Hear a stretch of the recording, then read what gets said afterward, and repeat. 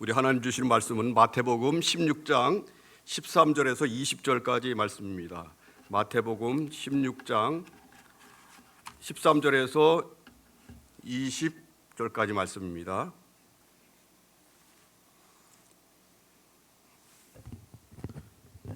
우리 합독하도록 하겠습니다.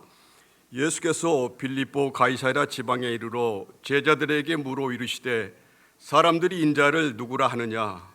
이르되 더러는 세례 요한, 더러는 엘리야, 어떤 이는 예레미야나 선지자 중에 하나라 하나이다. 이르시되 너희는 나를 누구라 하느냐? 시몬 베드로가 대답하여 이르되 주는 그리스도시요 살아계신 하나님의 아들이시니이다. 예수께서 대답하여 이르시되 바요나 시몬아, 네가 복이 있도다. 이를 내게 알게 한 이는 혈육이 아니요 하늘에 계신 내 아버지시니라. 또 내가 네게 이르노니 너는 베드로라. 내가 이 반석 위에 내 교회를 세우리니 음부의 권세가 이기지 못하리라. 내가 천국 열쇠를 네게 주리니 네가 땅에서 무엇이든지 매면 하늘에서도 매일 것이요 네가 땅에서 무엇이든지 풀면 하늘에서도 풀리리라 하시고, 이에 제자들에게 경고하사 자기가 그리스도인 것을 아무에게도 이르지 말라 하시니라. 아멘. 오늘 본문에 들어가기 전에 어제 나누었던 그런 본문을 다시 한번 주요 내용들을 살펴보도록 하겠습니다. 예수님께서 갈릴리 마가단, 현재는 막달라 지역인데요, 마가단으로 가셨을 때 이 바리새인과 사두개인들이 와서 표적 보여주기를 요청했지만 가버나움에서 하셨던 동일한 내용, 마태복음 12장 39절 이 말씀이죠. 이 말씀으로 대답을 하셨습니다. 악하고 음란한 세대가 표적을 구하나 요나의 표적밖에는 보여줄 것이 없다고요. 그리고서는 제자들에게 바리새인과 사두개인의 누룩을 주의하라고 하셨습니다. 이 누룩이란 바리새인이 완고하고 위선적인 그런 형식주의와 사두개인의 정치적 기회주의, 또한 현실적 물질주의라는 것을 제자들은 뒤늦게 깨닫게 됩니다. 이어 예수님은 제자들을 이끄시고 현장 학습을 위해 오늘 빌립보 가이사랴로 향하십니다.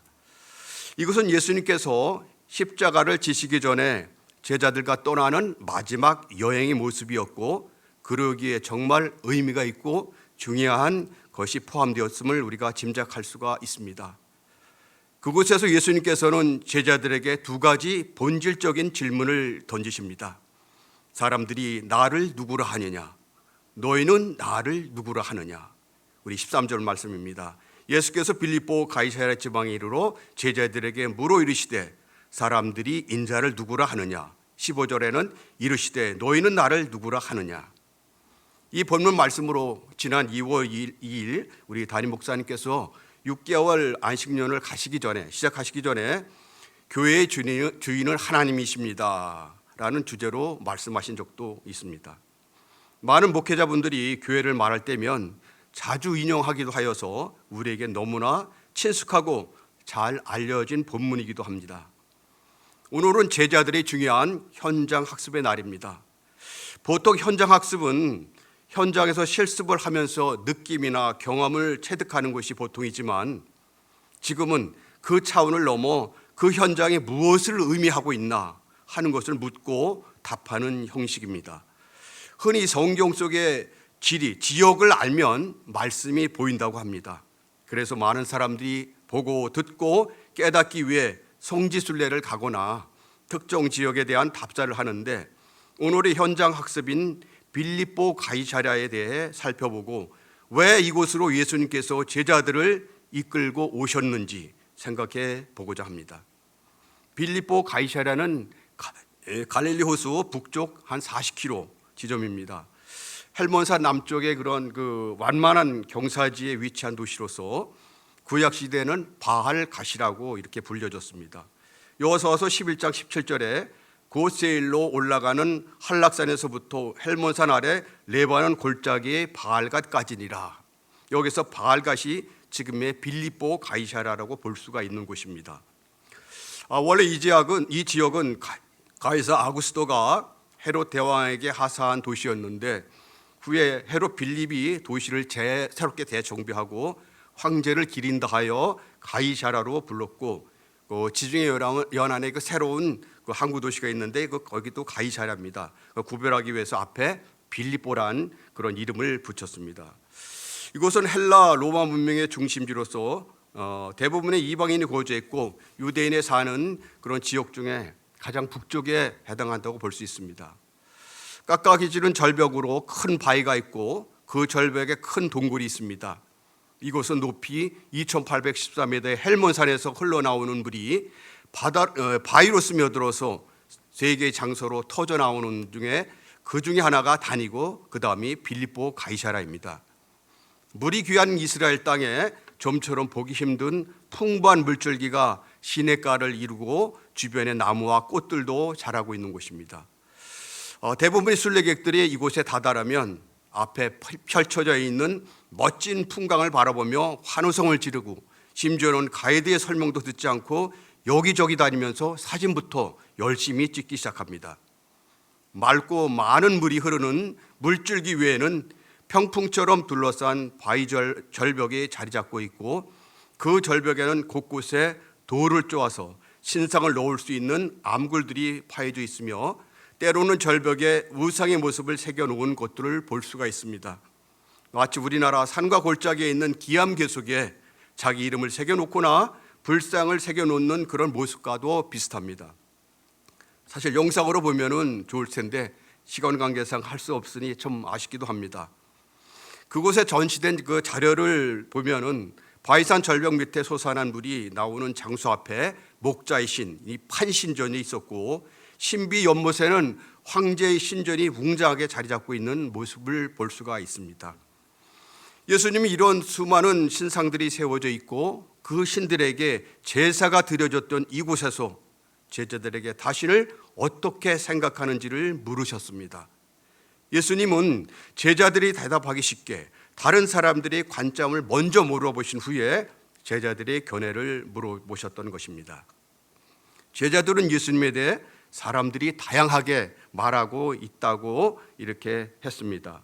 더러는 세례 요한, 더러는 엘리야, 어떤 이는 예레미야 선지자 중에 하나라고 한다고 그렇게 말을 했습니다. 그들이 이해는 예수님을 능력 있는 선지자 중에 한 명일 것이다 라고 이해했던 것 같습니다. 그동안 예수님이 갈릴리 사역 등으로 병자들을 고치시며 귀신을 내어 쫓는 등 수많은 능력을 행하셨고 천국 복음을 전파하시며 가르치셨는데 사람들의 이해는 이 수준에 멈춘 것 같습니다. 그들은 한때 예수님에 대해 마태복음 12장 23절에서 이는 다윗의 자손이 아니냐라고 말하기도 했지만 그들의 주된 이해는 선지자 중에 하나였던 것 같습니다. 사람들이 반응을 물으신 예수님은 이에 제자들에게 질문하십니다. 너희는 나를 누구라 하느냐? 이 물음에 베드로는 주는 그리스도시요 살아계신 하나님의 아들이십니다 라고 대답을 했습니다. 사실 베드로는 그동안 그 예수님의 제자로서 사역에 동참하면서 예수님에 대해 정확히 알게 된 것 같습니다. 베드로가 고백한 그리스도는 메시아를 의미하고 살아계신 하나님의 아들은 메시아 되신 예수님이 인간 이상임을 의미한다고 볼 수 있겠죠. 베드로의 신앙 고백에 대해 예수님은 이렇게 말씀하십니다. 바요나 시몬아 내가 복이 있도다. 이를 내게 알게 한 이는 혈육이 아니요 하늘에 계신 내 아버지시니라. 제자들은 이미 마태복음 14장 33절에서 예수님을 하나님의 아들로 고백했던 적이 있습니다. 배에 있는 사람들이 예수께 절하여 이르되 진실로 하나님의 아들이로소이다 하더라. 갈릴리 호수에서의 상황을 상상하게 기억을 하실 것입니다. 물 위를 걸어오시고 풍랑을 잠잠케 하시며 물 위를 걷다가 빠지고 있었던 베드로를 구원해 주셨던 그곳, 배 안에 타고 있었던 사람들이 고백은 급박한 위기 상황 아래서 이루어졌던 것입니다. 반면에 각종 우상으로 가득 찬 빌립보 가이사랴에서 제자들은 그동안 느끼고 경험했던 모든 것을 마치 총정리라도 하듯이 예수님만이 메시아시고 하나님의 아들이시라는 것을 고백할 수 있었던 것이라 생각이 됩니다. 빌립보 가이사랴에서 예수님은 메시아 되심을 드러내셨습니다. 예수님께서는 이곳이 이스라엘의 생명줄이 되는 요단강의 시발점일 뿐만 아니라 완전한 신앙 고백을 받아내기 좋은 환경을 가진 장소라고 여기셨을 것입니다. 이곳에서 이루어진 베드로의 신앙 고백은 기독교 신앙의 진수가 되었습니다. 이 고백으로 인해 베드로는 예수님으로부터 그전에는 들어보지 못한 칭찬을 받았습니다. 예수님은 또 이렇게 말씀하십니다. 또 내가 네게 이르노니 너는 베드로라. 내가 이 반석 위에 내 교회를 세우리니 음부의 권세가 이기지 못하리라. 예수님은 시몬에게 베드로라는 그 이름을 부여하신 이유가 그가 앞으로 교회의 기초인 반석 페트라로서의 역할을 해낼 것이라고 내다보신 것 같습니다. 이어서 예수님은 제자들에게 자기가 그리스도인 것을 아무에게도 말하지 말도록 경고하셨습니다. 예수님이 이렇게 하신 이유는 우선 아직 예수님 자신을 드러나게 메시아라고 주장할 때가 아니기 때문이고, 또 하나는 아직 제자들이 메시아에 대해 이해가 부족했을 때문이라는 그런 생각도 듭니다. 사랑하는 흥덕행성교회 성도님들, 예수님께서 갈릴리와 주변 지방에서 수많은 이적과 기적을 행하셨고 천국 복음을 가르치셨지만 귀가 있어도 듣지 못하고 눈이 있어도 보지 못하는 장애인 같았던 군중들은 예수님을 선지자 중에 하나로만 보았는데 오늘날도 별반 다를 것이 없다는 생각이 듭니다. 빌립보 가이사랴에서 시청각 자료를 활용하시면서 제자들로부터 기어이 받아내신 예수님은 지금도 여전히 그리스도시요 살아계신 하나님의 아들이십니다. 2000년이 지난 지금도 영원한 진리로 우리에게 말씀하고 계시는 성령님의 음성을 듣고 계시죠? 가이사랴 빌립보에는 거대한 반석이 있고 지금도 그곳에는 많은 물이 콸콸 흘러 내려오고 있습니다. 예수님은 그 바위를 보시고 네가 고백한 그 말은 반석과도 같다. 그곳에 내 교회를 세울 것이다. 저 바위 밑에서 요단강 물이 흘러 갈릴리 호수를 다 채우고 이스라엘 전체를 적시며 흘러내리듯 네 신앙 고백 위에 세운 나의 교회는 이스라엘뿐만 아니라 온 세계를 덮을 것이다 라고 말씀하지 않으셨을까요? 기도하겠습니다. 하나님 아버지, 황제 숭배와 우상이 가득한 곳으로 제자들을 부르시고 그곳에서 예수님을 그리스도시요 살아계신 하나님의 아들이라고 고백한 베드로의 신앙 고백을 묵상하게 하시니 감사합니다.